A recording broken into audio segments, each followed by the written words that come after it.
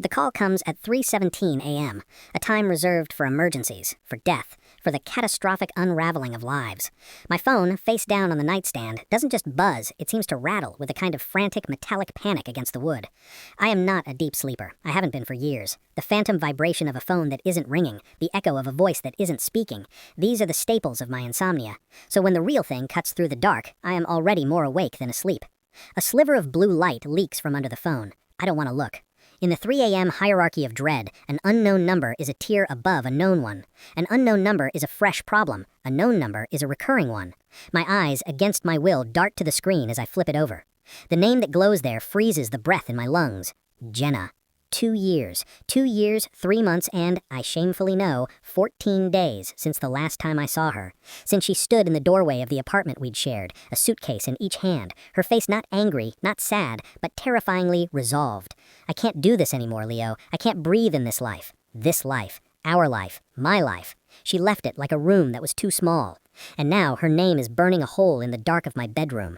Every cell in my body screams to let it go to voicemail, to let this ghost of my past remain a ghost. The man I've tried to become, the one who goes to therapy, who journals, who has accepted that some stories just end, knows that answering is a form of self-sabotage, but beneath that newer, more sensible man is the old one, the one who loved her with a frantic, possessive intensity, the one who mapped his entire future on the topography of her face. That man's hand moves on its own, a puppet pulled by a ghost string. I swipe answer. I bring the phone to my ear. I say nothing. The silence is a chasm. For a long moment, there's only the hollow sound of an open line, and then a breath, a ragged, wet inhalation that sounds like it's been torn from the very bottom of her soul. Leo? Her voice. God, her voice. It's not the cool, detached instrument of our final months. It's not the bright, performative charm she used with strangers. It's shattered, small. It's a voice from the bottom of a well. Leo. My own voice is gravel, rusty from disuse in the night. It's 3 in the morning. Another wet, shuddering breath. I hear a muffled sound in the background, a thin, reedy cry that isn't human. Not quite. It's the sound of an infant. The reality of her new life, a life I have painstakingly avoided imagining in detail, invades my dark room like a physical force. I know what time it is. I'm sorry. I'm so sorry, Leo. The words tumble out, laced with a hysteria she's fighting to control. I didn't know who else to call. A classic Jenna line, designed to flame me open. You are my last resort, my port in a storm I created for myself. It should make me angry. It just makes my heart pound a sick, traitorous rhythm against my ribs. What's wrong? I ask, because the script demands it. I sit up, swing my legs over the side of the bed. The floor is cold. The world is very still. It's... She chokes, and the sound is so genuinely distressed that my clinical detachment cracks. He's gone, Leo. He's just gone. He. The word is a bullet. He. The man who entered her life quietly. The man who stayed. The man who got her pregnant. The man who was everything I wasn't. Steady, patient, present. The phantom who replaced me. What do you mean gone? My voice is harder than I intend. Did you have a fight? A bitter, half-sobbing laugh. No fight. That's the hell of it. One day he was here, making breakfast, talking about converting the second bedroom into a nursery. He rubbed my feet because they were swollen. He kissed my forehead before he left for work. He kissed my forehead before he left for work. Her voice breaks completely. He just never came home. The story spills out of her in fractured, chaotic pieces. His name was Daniel Hart. They met at the community garden where she'd started volunteering after we split, a place I'd always meant to go with her but never did. He was there every Saturday, tending a plot of heirloom tomatoes with a quiet, unhurried focus. He didn't flirt, he just showed up, week after week. He listened, he remembered things. He was a freelance architectural historian, which meant his schedule was flexible, his demeanor calm. He was the antidote to me, to my high-pressure finance job, my restless energy, my need to fill every silence with plans or noise. He was a still point, she whispers, and the description is a knife twist. I was a whirlwind. He moved in after 8 months. It was fast, but it felt inevitable, she says. He had a way of making things feel inevitable. The pregnancy was a surprise, but a happy one. He was overjoyed. He read pregnancy books. He went to every doctor's appointment. He painted the nursery a soft, warm gray. He built the crib himself. Maya was born 6 weeks ago, a perfect, healthy girl. Jenna sent me a text, a simple, "She's here, we're both well." I'd stared at it for an hour before typing back, "Congratulations, really." It was the most civilized exchange we'd had in years. For the first 5 weeks, Daniel was, by her account, the perfect partner, attentive, hands-on, tender. Then, 5 days ago, he kissed her and Maya goodbye, said he was going to the archive library to look up some building permits for a client, and vanished. He didn't answer his phone. By that night, I was worried. I called the library. They said he'd left at noon. I called his clients. They said his projects were all wrapped up. I went through his things. Her voice drops to a horrified whisper. Leo, his things are gone. What do you mean? Not everything. His clothes are still there, his toiletries, his books, but his laptop is gone. His external hard drives, his professional portfolio, the small fireproof lockbox he kept in the back of his closet, gone. His passport was in my safe, for safety, he said, but it's gone. I checked. And all the cash we kept in the house, the emergency fund, over $4,000, gone. A cold knot forms in my stomach. This is no simple walking out. This is an evacuation. Have you called the police? Yes, they came. They took a report. They asked if we'd fought. They asked if he had a history of mental illness. They asked about drugs, gambling. It was all no, no, no. They saw the baby, the nice apartment, the happy photos on the fridge. One of them actually said, "Ma'am, sometimes new fathers get overwhelmed. He'll probably call in a day or two when he cools off. They think I'm a hysterical new mom. They patted my shoulder, Leo." The impotent fury in her voice is familiar. I feel a spark of it myself on her behalf. The patronizing dismissal. I remember it when my father died, the way the world smooths over jagged, terrifying truths with platitudes. "So you called me," I say, the statement flat.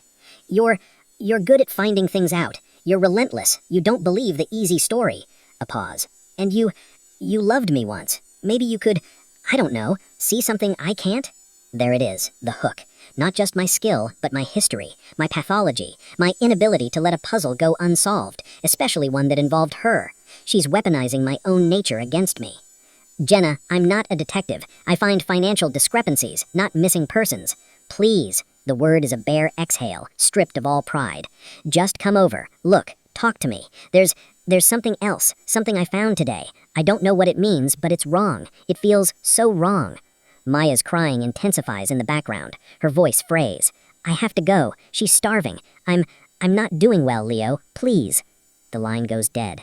I sit in the dark, the phone pressed to my ear long after the dial tone starts. The ghost of her plea hangs in the air. "You loved me once." The old Leo, the one who defined himself by her, is already pulling on jeans, grabbing his keys, his mind racing with scenarios. The new Leo is shouting that this is a trap, a sinkhole that will swallow what's left of his peace. But the new Leo is no match for the ghost of a baby's cry and the shattered sound of her voice. And maybe, just maybe, there's a part of me that needs to see this, to see the perfect, serene life she built after me lying in ruins. It's a vile, petty thought, and I clench my fist against it, but it's there, a poison flower blooming in the dark soil of my old hurt. I don't drive to. The silence in the dead man's office is a living thing, thick and cold. It presses in, filled with the ghost of his clinical observations and the ragged sound of Jenna's breathing beside me. She is staring at the journal in my hands as if it might suddenly burst into flames and cleanse the world of its contents. ASEC is secured. The words are a brand on my mind. Maya, a 6-week-old baby, reduced to a secured asset in a monster's ledger. He was studying me? Jenna's voice is hollow, detached, the voice of someone in profound shock. All of it? The garden, the listening, the remembering, the love? It was a schedule? She doesn't look at me. Her eyes are fixed on a point on the wall, seeing the past 2 years rewind as a sinister, scripted performance. It looks that way, I say, my own voice sounding strangely calm. The analytical part of my brain, the part that dissects quarterly reports for signs of fraud, has kicked in. It's a defense mechanism. If I focus on the data, the entries, the timeline, the chilling terminology, I don't have to feel the visceral horror of what this means for her, for the baby. But why? The question explodes from her, breaking the detachment. Her hands fly to her mouth, stifling a sob. What did I have? What did he want? I'm not rich. My family isn't powerful. I'm just me. She gestures wildly around the beautiful, empty apartment. He paid for most of this. He had more money than I did. Was it just the baby? Did he just want a child, and this was his way of getting one? The thought is so grotesque it makes my skin crawl, but it fits the data.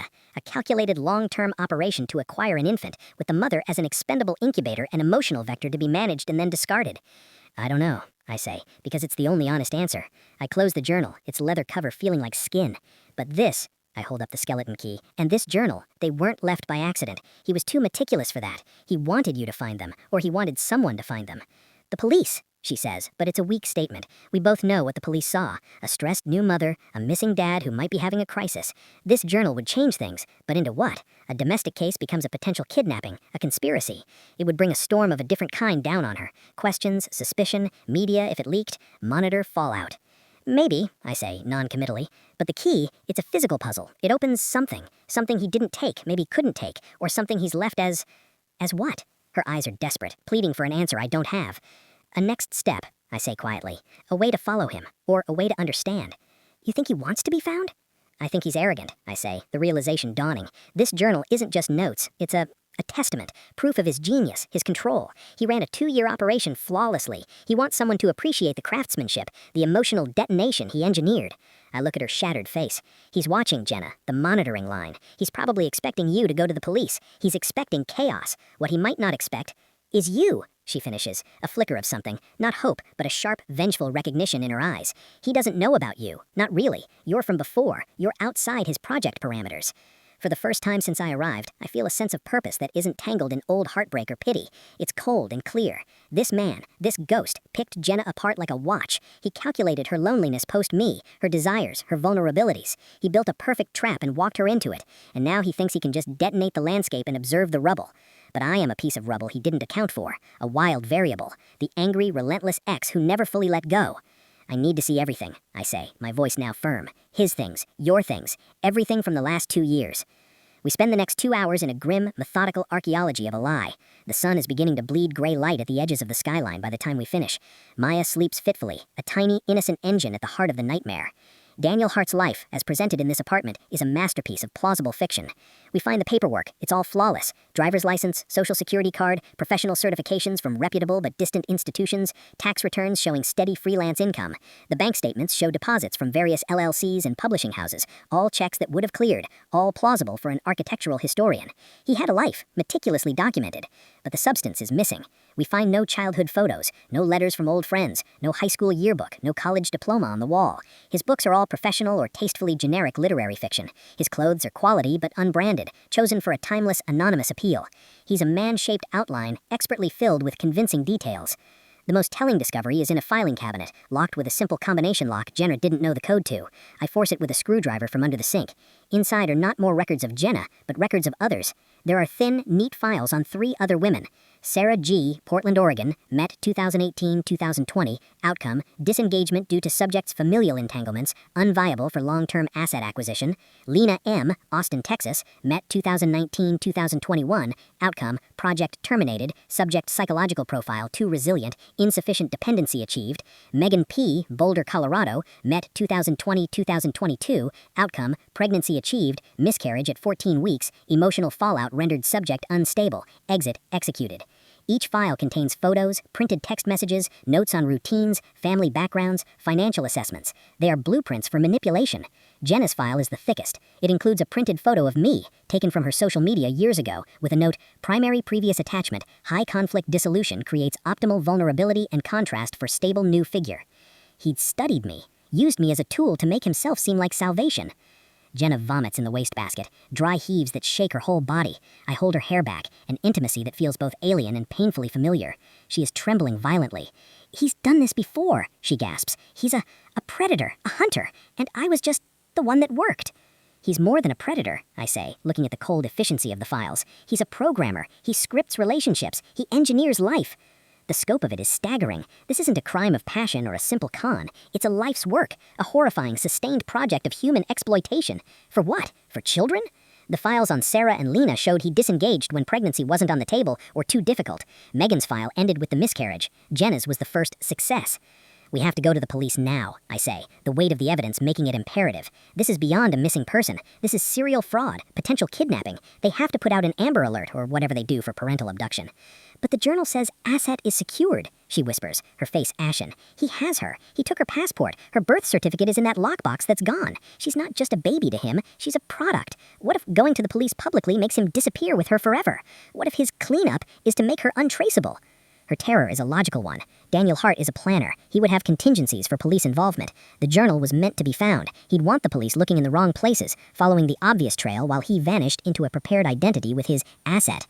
I feel the heavy brass key in my pocket. It's the only piece of the puzzle that doesn't fit the clean, digital, documented trail. It's physical, old, analog. It's a tether to something real. Give me 24 hours, I hear myself say. The words surprise me even as I say them. What? Why?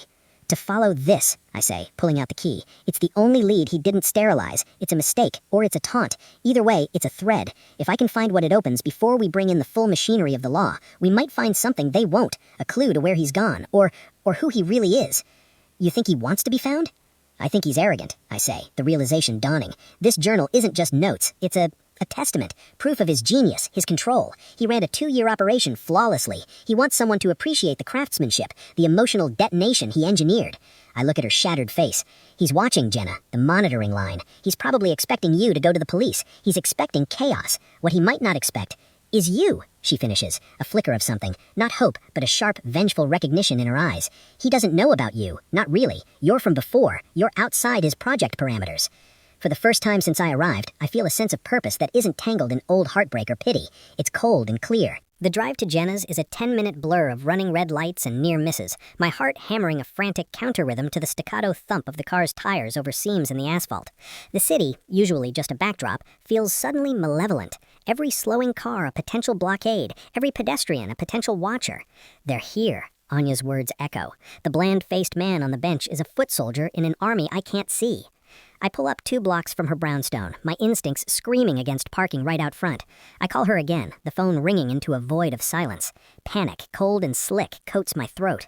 I call again. Nothing. They got in. The thought is a white-hot spike. I'm out of the car, moving fast but not running, trying to look like a man with purpose, not a man fleeing or attacking. I approach the building from the side alley, scanning. The bench Anya photographed is empty. A discarded newspaper flaps in the morning breeze. The front door buzzes me in after I ring 3 other apartments, mumbling Amazon into the intercom until someone impatiently buzzes the lock. I take the stairs 2 at a time, my hand sliding into my pocket, closing around the cold, heavy brass of the Wentworth key like a talisman or a weapon. Her door is closed, no signs of forced entry. I press my ear to the wood. Silence. Not even Maya's muffled cries. The silence is worse than any sound. I knock softly. Jenna, it's me. A beat. Then the sound of multiple locks disengaging. The door swings open a crack, the security chain still on. One of Jenna's eyes, wide and swimming with terror, appears in the slit. Leo? Her voice is a thin reed. Yeah, it's me. Are you okay? She slams the door shut. I hear the chain rattle, and then it opens fully. She's holding Maya tight against her chest, the baby's face buried in her shoulder. A large duffel bag is at her feet. I didn't answer. I was scared it wasn't you, she whispers. After the woman at the door, I hid in the bathroom with Maya.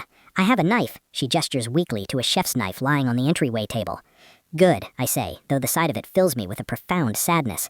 This is what he's reduced her to, a terrified creature hiding in the bathroom with a kitchen knife. Let's go, now. We don't speak in the stairwell. She stumbles once, her legs weak with adrenaline, and I catch her elbow. The touch is electric, a conduit for all the fear and history between us. We burst out into the alley where my car is hidden. I throw her bag in the back. She climbs into the passenger seat, buckling Maya's car seat with trembling, inefficient hands. I'm behind the wheel, engine roaring to life before her door is fully closed. The police, she says, as I pull out. We're going to the police station, right? I glance in the rearview mirror. A dark sedan, nondescript, is 3 cars back. It was there when we pulled out. It might be nothing. In this city, it's probably nothing, but I can't take the chance. Change of plan, I say, my voice tight. We're being followed. She lets out a small choked sound and twists to look. Which one? Gray sedan, 2 cars back. Don't stare. My mind is racing. The police station is a predictable destination. If they're professionals, they'll have the station watched or they'll intercept us before we get there. We need to disappear, just for a few hours, to think. I make a series of abrupt turns, heading not for the central precinct, but the tangled warehouse district near the river. The gray sedan mirrors my turns. It's definitely following. Hold on, I say, and I gun it down a narrow street lined with loading docks. I take a hard right into an alley so tight the side mirrors scrape brick. I emerge onto a parallel street, cut across 2 lanes of traffic, and duck into the underground parking garage of a massive half-empty wholesale furniture mart. I spiral down 2 levels, park in a dark corner behind a pillar, and kill the lights. We sit in the humming silence of the garage, listening. No engine sounds, no tires on concrete. After 5 agonizing minutes, it seems clear we've lost them. Jenna is crying silently, tears streaming down her face as she rocks Maya, who is now fussing. This is insane, Leo. This is a movie. People don't have followers. Who are they? The cleanup crew, I say, the term from Daniel's journal, now horrifically literal. He didn't just leave, he left a team to manage the aftermath, to make sure you don't cause problems, or to retrieve something. I think of the key in my pocket, or to see where you run. So the police are out? The hope draining from her voice is a terrible thing to hear. Not out, but we can't just walk in. We need leverage. We need something so big, so concrete, that they can't bury it or explain it away as a domestic spat. Right now, we have a journal that could be called a creative writing exercise, a key, and a story about a man who vanished. We need the why. We need to know what the Wentworth key opens. I tell her what I learned at the museum. Her eyes grow even wider. The asylum? Why would he have a key from there? He was an architectural historian. He would have studied it. Maybe he found something there, or hid something there. The building is condos now. We need to get inside. How? We don't know anyone who lives there. I think of the cold precision of Daniel's files, of his love for hidden things in plain sight. We don't need to know a resident. He left us the key. I think he might have left us access. It's a desperate hunch, but it's the only thread we have. I pull out my phone, ignoring the missed calls from Ben and Anya, and pull up the website for the Wentworth Lofts. It's as chic and soulless as the curator predicted. Luxury living steeped in history. I scroll to the floor plans. The original administrative wing was converted into 4 large duplex penthouses, units A, B, C, and D. The records room key. What if it doesn't open the original records room door? That's long gone. But something else. A safe, a deposit box, built into the fabric of the renovated building, accessible only with the original key. A perverse historical Easter egg left by a developer with a sense of humor. Daniel would have loved that. We need to see the building, I say, tonight, after dark. We can't just walk in. No, I agree. We need a distraction, and we need to know the layout. I call Anya again. The Watcher at the Brownstone? Are there more? Your ex's place is now a popular spot. Anya's voice is crisp. I counted 3 distinct individuals on rotation in a 4-hour period. They're good. Not police, private sector, but high-end. The kind that does corporate espionage and executive protection. They're not trying to hide from a subject. They're hiding from other professionals, which means they weren't expecting someone like me to be looking. Can you create a diversion there tonight? Something that pulls all their focus? I can make them think your ex is trying to sneak back in to retrieve something. A triggered alarm, some staged movement inside. It'll pull them tight to the building for a window. What's the window for? I need to get into the Wentworth Lofts, unnoticed. Anya is silent for a long moment. That's a high-security building. Biometric locks on the main doors. 24/7 concierge. Cameras everywhere. I have a key, I say. Another pause. To the front door? To something inside. I need to find out what. I'll do some digging on the building's security specs, and I'll create your diversion at the Brownstone at 11 p.m. tonight. That gives you a 30 to 45-minute window where their eyes will be elsewhere. Don't waste it. She hangs up. I look at Jenna. We need a safe place to stay until tonight, somewhere they won't look. Her face is blank with exhaustion. I have nowhere. I think of my sterile, modern apartment. It's the first place they might look for me if they've identified me as a factor. I think of Dave, my brother, but I can't drag him into this. Then I remember a place. I drive us to the opposite side of the city, to a neighborhood of modest post-war bungalows. I pull into the driveway of a small, well-kept house with a flourishing vegetable garden in the front yard, the home of my former therapist, Dr. Rosenthal. I stopped seeing her a year ago when I felt I'd finally gotten my feet under me. She'd given me her home number in case of crisis. I think this qualifies. She answers the door in a robe, her kind, intelligent eyes widening in surprise, then concern as she takes in Jenna's shattered appearance and the sleeping baby. Leo, what has happened? I'm so sorry to come here like this, Dr. Rosenthal. We have nowhere else to go. We're in trouble, serious trouble. We just need a few hours of quiet, no questions asked. She looks from my face to Jenna's face, her professional composure settling over her. She steps aside. Come in, the guest room is made up. Would you like some tea? It's a sanctuary. Simple, clean, smelling of books and chamomile. Jenna collapses on the guest bed, Maya finally sleeping deeply in her arms. I sit in a chair by the window, watching the quiet street, the key a burning weight in my pocket. Dr. Rosenthal brings tea and sandwiches. She doesn't ask questions. The silence in the stone room is no longer neutral. It's a weighted thing, a physical pressure, the silence of a tomb after the last echo of a scream has faded. The laptop screen is a dead black eye. The key is just a piece of brass again, its purpose spent. Jenna's sobs are the only sound, a raw, animal grief that seems too big for her body, echoing off the vaulted ceiling of the hidden asylum records room. I stand frozen, the sterile words of the Delphi Collective congealing in my mind like cold grease. Manage the silence, or guarantee the void. They've reframed the entire universe. Maya isn't missing, she's been procured. Jenna isn't a mother, she was a maternal host. My love, my history, my frantic protectiveness, all of it is just unforeseen variable risk. We are no longer people with rights, with grief, with fury. We are equations, contamination vectors to be managed or scrubbed clean. The sheer dehumanizing scale of it is what breaks through my paralysis. A cold, focused fury, sharper and purer than any I've ever felt, ignites in my core. It's not the hot, messy anger of my fights with Jenna. It's the anger of a man who has just been told he is an insect and that his beloved is an incubator. It's the kind of anger that doesn't rage, it plans. I kneel beside Jenna, pulling her into my arms. She doesn't resist. She collapses against me, her body shuddering. They have her, Leo.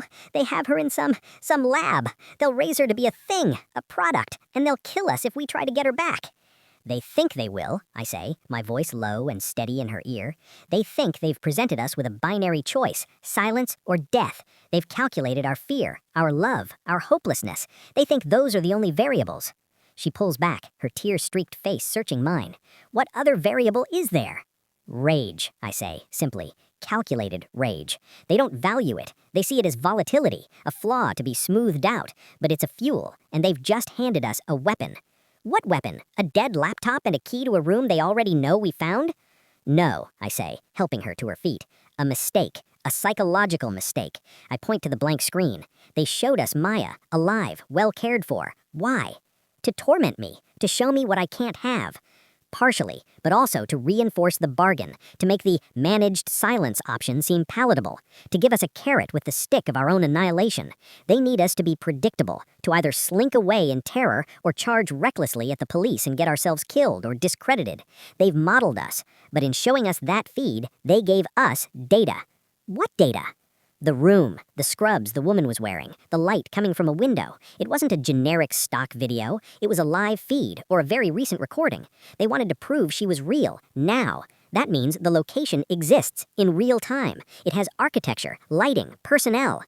A flicker of the old Jenna, the sharp, analytical one I fell for, cuts through her despair. You think you can find it? I think they've challenged us to a game with our lives and Maya's at the stakes, and they think they've written all the rules. I pick up the key from the table. They left this. They led us here. They wanted us to find their proposition. It's all part of the management, but in their arrogance, in their clinical superiority, they've revealed their methodology. They communicate. They make deals. They have a facility. They have a chain of command. They are an organization. And organizations have structures, finances, weak points. They said they'd kill us. They said they'd kill us if we go to the authorities or continue to interfere as we have been, blundering around, scared and reactive. We need to stop being prey. We need to become hunters they don't recognize. We need to hack their system. The word seems to hang in the air. Hack. It's not about computers. It's about finding the flaw in their perfect, heartless logic. How? The word is a whisper, but it's no longer hopeless. First, we accept their bargain. Her face crumples. What? No, we can't just give up. We don't give up. We pretend to accept. We become the perfect managed variables. We go silent. We disappear from their radar. You mourn publicly. I support you quietly. We make them think our emotional calculus was correct, that we've chosen the path of least resistance for a chance at a photo in 10 years. And then we dismantle them from the shadows, not as grieving mother and angry ex, but as ghosts. We need resources. We need identities they can't trace. We need to become as invisible as Daniel was, but for the opposite purpose. It's a monstrous undertaking. It feels impossible. But the alternative is to live in a world where Maya is raised as Asset Gamma 7, and we are either dead or waiting for crumbs of contact from their captors. That is not a world I can accept. We take one last look at the stone room, this ancient cavity in the heart of a modern building where our old lives were formally terminated. We don't touch the laptop. We leave the key on the table. We close the hidden door, listening as the hydraulic mechanism sighs shut, sealing the nightmare inside. Getting out is easier than getting in. The service entrance logs our exit. Let it. It will show we came, we saw, we left. A data point for the watchers. They heeded the warning. We return to Dr. Rosenthal's in the pre-dawn gloom. Maya is still sleeping, a tiny, peaceful bundle of innocence in the center of the storm. Jenna holds her for a long time, crying silent tears, memorizing her smell, her weight, as if she might never see her again. The possibility is real, and it hangs over us like a sword. At first light, I call Anya. Stand down on all surveillance. The situation has evolved. We're going dark. I need one more thing from you. A complete scrub, for me and for Jenna Arden. New identities, the works, bank accounts, passports, digital footprints, the highest grade, budget is no object. I've been frugal since my finance days. I have savings. I will spend every penny. Anya is quiet. Going dark against what you're describing is like trying to hide from the tide, I say. We're not hiding from the tide. We're building a submarine. Can you do it? A long exhale. It'll take time and money. A lot of money. Start now. Next, I call Ben.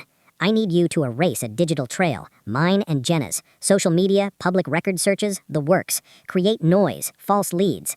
Then I need you to look for a different kind of ghost, an entity called the Delphi Collective. Look for financial flows, shell companies, encrypted chatter on places where the unimaginably rich and amoral talk. Look for patterns of procurement, not goods, but genetic material, surrogacy, private eugenics. Ben lets out a low whistle. You've jumped into the deep end, my friend. The bottom fell out. Just find me a thread.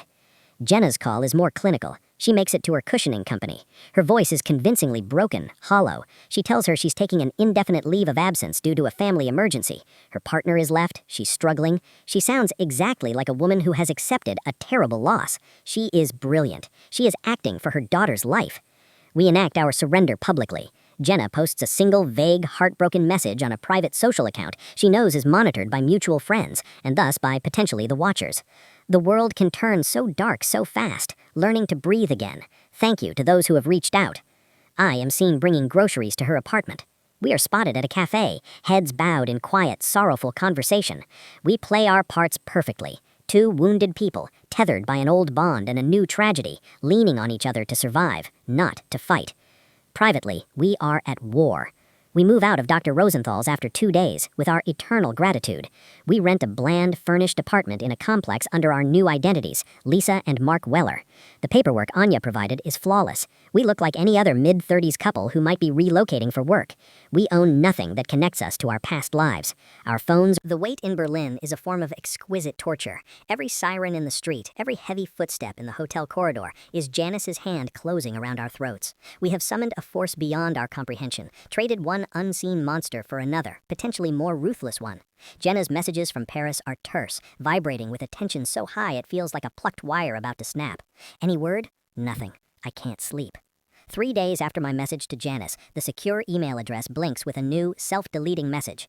Verification positive. Asset confirmed. Site confirmed. Sterilization protocol authorized. Extraction of asset prioritized. You will be at coordinates 65.6417 degrees north, 16.9094 degrees west in 72 hours. Civilian hiking accident cover. Await extraction team. Non-compliance will be interpreted as hostile.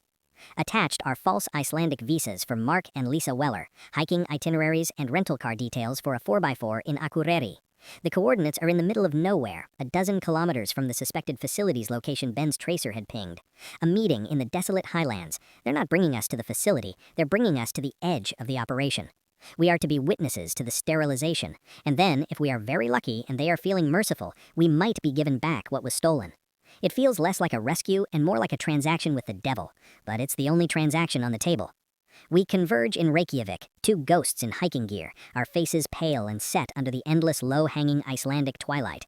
We don't speak much. There is nothing left to say that hasn't been screamed into pillows or etched onto our hearts in scars. We drive north in our rented Land Cruiser through landscapes so starkly beautiful they feel like a different planet. Lava fields like frozen black oceans, steaming fissures, mountains wearing skirts of mist. It is a land that makes human concerns seem laughably small. Yet in its very remoteness, it is the perfect canvas for human monstrosity. The night before the rendezvous, we camp in a designated area near Mývatn. We can't sleep. We sit outside the tent wrapped in down jackets, watching the ethereal glow of the aurora borealis dance across the sky. It feels like a cosmic taunt. What if they just kill us? Jenna asks, her voice quiet in the vast silence. I know, I say, staring at the green ribbons of light. But they're professionals. We've presented them with a problem they have an interest in solving. A rogue biogenetic operation on NATO-adjacent soil is a security threat. Recovering a stolen American infant is good PR if done quietly. We're part of the package. If they eliminate us, they create a different kind of problem, missing hikers that might attract the wrong kind of scrutiny. I think we're more useful alive, as the grieving parents who miraculously got their child back after a terrible mix-up with a kidnapping ring. A clean story. A story, she echoes, the word tasting of ashes. We've been living in stories Daniel wrote, then the collective wrote. Now we get to live in Janice's story. It's the only way out of the void, I say, though I'm trying to convince myself as much as her. The next afternoon, we leave the car at the trailhead and hike into the coordinates. The hiking accident cover is believable. The terrain is treacherous, all sharp volcanic rock, hidden steam vents, and sudden bone-chilling fogs that roll in from nowhere. After 2 hours, we reach the spot, a shallow, rocky depression surrounded by low ridges. It feels like the surface of the moon. We wait. An hour passes. The sun, never high, begins to dip, casting long, distorted shadows. The silence is absolute, broken only by the distant cry of an Arctic fox and the wind whistling over stone. Then, with no sound of approach, they are simply there. 3 figures in matte gray, environment-adapted gear materialize from behind a basalt column. Their faces are obscured by tactical goggles and scarves. They carry no visible insignia, but their posture, their silent coordination, screams elite military or paramilitary. The lead figure raises a hand, a simple gesture. Stop. Weller? A voice asks, electronically modulated, genderless, Icelandic accent but perfect, learned. Yes, I say, stepping slightly in front of Jenna. The figure nods. You will observe, you will not interfere, you will follow instructions exactly. The asset will be recovered. If the operation is compromised by you in any way, you will be left here. The statement is delivered with the flat cadence of a weather report. We understand, I say. Jenna just nods, her eyes huge. One of the figures hands us earpieces. Secure comms. You will hear the operation. You will not speak unless addressed. We put them in. There is a crackle, then the sound of calm, professional voices on a net. Echo team in position. No exterior patrols. Thermal shows 12 heat signatures inside main structure. Bravo team has perimeter. All stealth drones airborne. Visual confirmation of nursery wing, west side. Alpha, you are go for entry. Sterilize with prejudice. Asset recovery is primary. I say again, asset is primary. Collateral is authorized. Collateral is authorized. The words send a chill through me that has nothing to do with the Icelandic air. It means the people inside, the nurses, the technicians, maybe even other assets, are expendable. This isn't a police raid, it's an extermination. The lead figure, Alpha, I presume, points to a small, rugged tablet. On it is a live drone feed, showing a low, wide, concrete and glass structure, built into the side of a hill, camouflaged to look like a geological research station. The Wentworth Lofts were a perverse piece of history. This is a blasphemy against nature itself. On the screen, we watch as 6 figures, invisible against the rock until they move, flit towards the building's main entrance. There is no dramatic explosion. A shaped charge blows the lock with a muffled thump we hear both through the feed and as a distant echo across the tundra. The figures flow inside. The comms channel becomes a quiet storm. Entry clear. Hallway, moving west. Contact, 2 hostiles, lab coats, sterilized. The sound of 2 soft, pneumatic pops. Nursery door identified, reinforced, placing breach charge. Jenna's hand finds mine, her grip vice tight, her knuckles white. Her breath is coming in short, sharp gasps. She's watching a screen where men are killing to reach our daughter. Breach in 3, 2, 1. The screen jolts as the charge detonates. The door on the feed blows inward. The view switches to a helmet cam rushing into a room. It is the room from the video feed. White, pristine, softly lit. But now it's a tableau of surreal horror. A woman in scrubs is backed against a wall, her hands raised, her face a mask of terror. In the center of the room are 5 clear acrylic bassinets like high-tech incubators. Each holds a sleeping infant. Wires and sensors are attached to tiny chests, monitoring vitals. Maya is in the 3rd one. I know it instantly, even through the pixelated feed. Jenna lets out a whimper that is half sob, half prayer. Asset identified. Gamma 7. Extracting. A figure moves with astonishing gentleness, disconnecting the sensors, wrapping Maya in a thermal blanket from a pouch on his vest. Other assets? A voice on the comms asks. A pause. The camera sweeps over the other 4 bassinets. Tiny, perfect faces. Other people's stolen dreams. Directive is primary asset only. Others are collateral. No! Jenna's scream is ripped from her soul, loud in the open air. The Alpha team leader whips his head towards us, his hand going to a weapon at his hip. But on the comms, another voice, calmer, cuts in. It's the voice that gave the initial orders. Negative. Retrieve all 5. New directive. This is now a full humanitarian recovery. Propaganda value exceeded. A beat of silence on the net. Acknowledged. Retrieving all assets.